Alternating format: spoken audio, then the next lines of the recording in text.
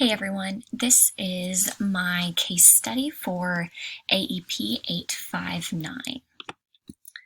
So let's go ahead and get started. To start out, I just want to summarize the case and establish the facts that we're all on the same page. Where and what has happened. So I am at Triscuit Middle School and I am the principal. I am the assistant principal, Kim. So the Triscuit Middle School, it's in the Rockford City School District. It is in a large metropolitan area. We do serve 650 students that are in our middle school, so in grades 7 through 8. A little bit about the demographics. We have 80% African American, 17% are white, and 3% are other. Now, approximately 65% of our students do receive free and reduced lunch and breakfast. So our classes consist of inclusion students, regular education kids, and a multiple disability program. Currently, our school is experiencing low state test achievement scores in reading and math. During this, the personnel that did this did notice that our students specifically struggle with short answer and extended response essay prompts. So students either they didn't give an answer at all or they just got zeros. And some ideas could be that students were uncomfortable answering these types of questions or they did not attempt them at all. So that's kind of where we're at and what is happening. So who is involved? Kim, the assistant principal of Triscuit, and that is me, and I have been here at Triscuit Middle School for 5 years. Others that are involved in this, we do have 80 teachers or staff members at our middle school, and then our students, of course. So let's just talk about any legal and ethical issues. By law, students are required to receive differentiated instruction that's designed or molded for their various levels. That is not being done. So there is supposed to be advanced classes as well and within those inclusion classes, but the differentiating is not happening. So it just one piece of information that I wanted to note that inclusion classes do have a SPED teacher, but the curriculum and the assessments that are being used are the same for all students, so not depending on if it's advanced or inclusion students. So there are legal and ethical issues involved in this case study. So synthesizing just what happened. So at Triscuit Middle School, we are experiencing low state achievement scores for 2 years in a row. And this problem is the result of staff members not adhering to the law about differentiated instruction for students that meets their various needs and ineffective assessment and data processes. So let's kind of just synthesize the facts, the people first. What facts do I currently know? I know there are 650 students in the grades 7 through 8th grade at Triscuit Middle School. 80% of our students are African American, 17% are white, and 3% are other. Regarding our parents, there is a lack of involvement from them. Kim, the principal of Triscuit, has been there for 5 years. And other administration are involved, and then we have 80 middle school teachers, and majority of them are white. So some unknown facts that I was just kind of processing through. Do students feel unified as a community, and what are their perceptions of the cultural responsiveness in the classrooms? Is there a high turnover among the staff at Triscuit within even these last 2 years? What are the perceptions of those staff members just regarding the low state achievement scores and the struggles? Do they feel like the 84-minute change has been effective for them? Is the principal involved? There was no mention of the principal. So what is his or her guidance regarding these issues and concerns? And then regarding the parents and the community members, I would like to know kind of their perception. And then let's look at the place, so synthesizing the facts of the place. Known facts: the school is located in the suburb of a metropolitan area. It is said to be an urban area. Its diversity among our students. There is a mix of levels regarding their abilities. We have inclusion students, regular education students, and multiple disability program.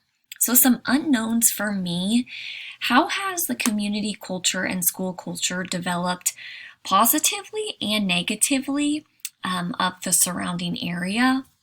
What is the percentage of low level of poverty, middle income, high income families? Is this percentage of students, are they attending school in these brackets? What is the percentage of parents that maybe have jobs that are in the city that would require them to not be at home or not be able to attend the school activities? And do teachers even commute from the city? Are they involved in the community? That's a question that I just thought about. And let's kind of look at the program. What are the known facts?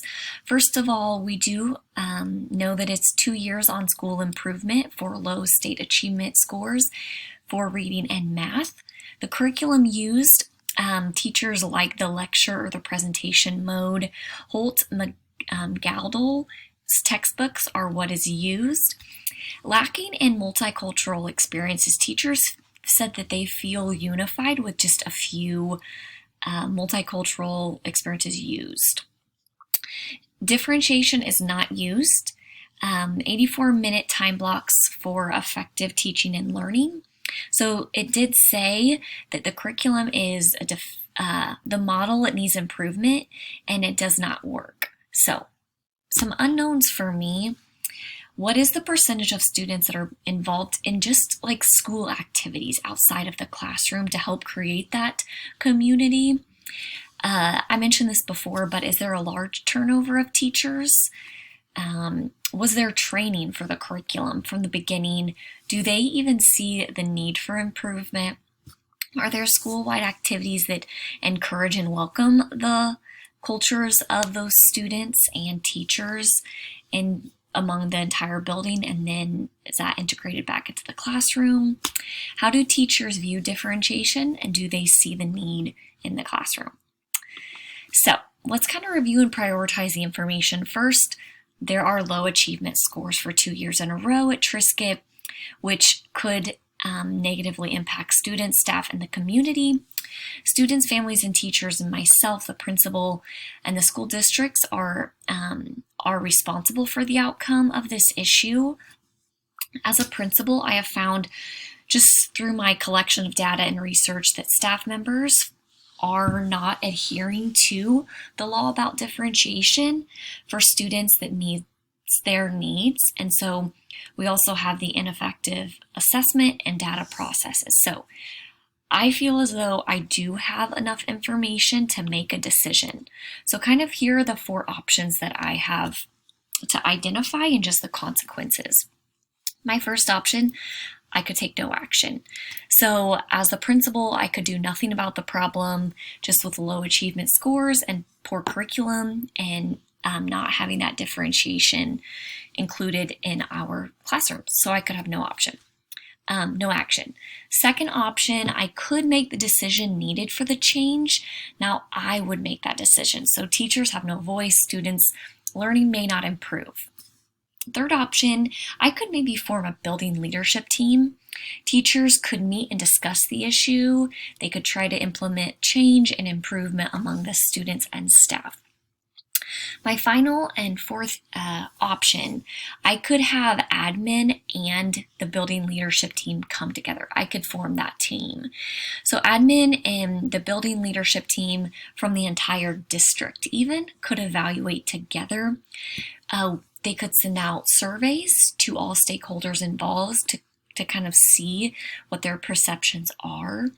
We could evaluate and reflect on data and the surveys to guide the next steps for curriculum in the change, professional development for staff and teachers, inform staff, and then a parent night to inform them of the change as well. So there are my 4 options. So I'm going to evaluate the options, just pros and cons. The first option of not taking any action, the pros, no division or change. It would be less time for me, less conversation, nothing would be implemented. Now, cons, community culture would continue to lack, scores would stay the same or even decrease. Students are not growing and learning. That hinders them now and for their future. So this hinders student improvement. Second option, I could make the decision.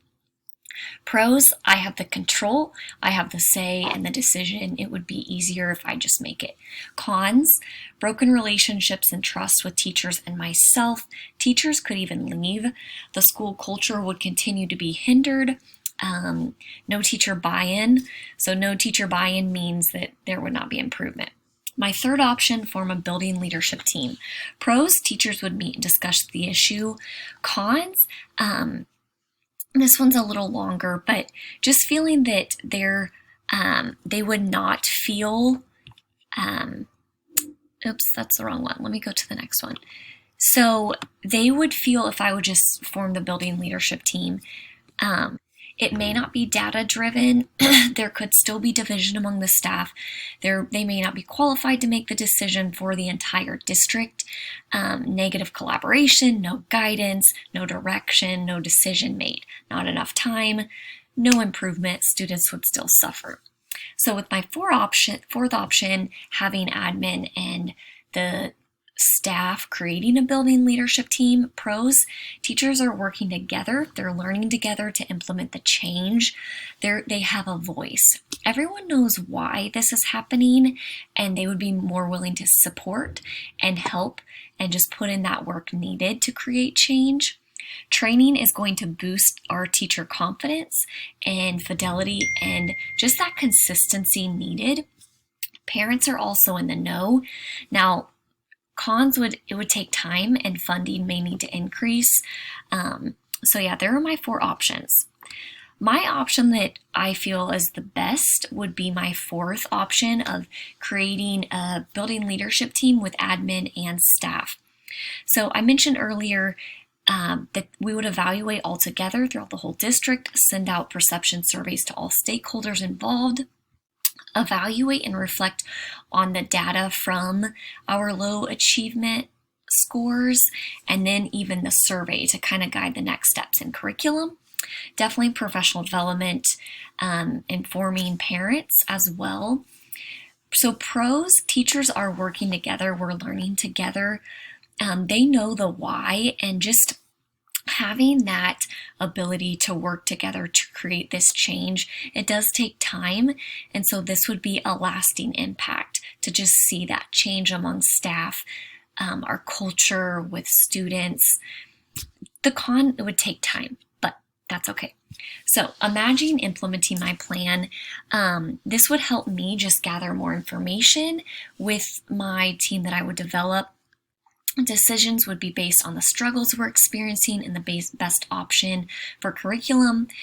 Another step I would want to do are the surveys. So we would analyze, evaluate, or reflect on that. As a team, we would analyze the data and then go forth with looking at the next options.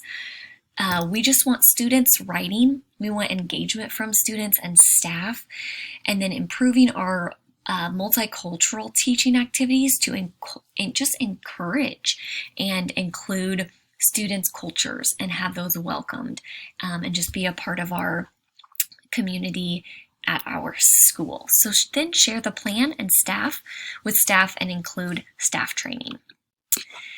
I feel like that is the best option just regarding the school, what I have seen from my evidence that I have collected, to really present just learning and instruction and create that change to make sure that we are evaluating and developing and implementing what we need for our curriculum, instruction, the data systems that would support our students, and just increase that assessment used.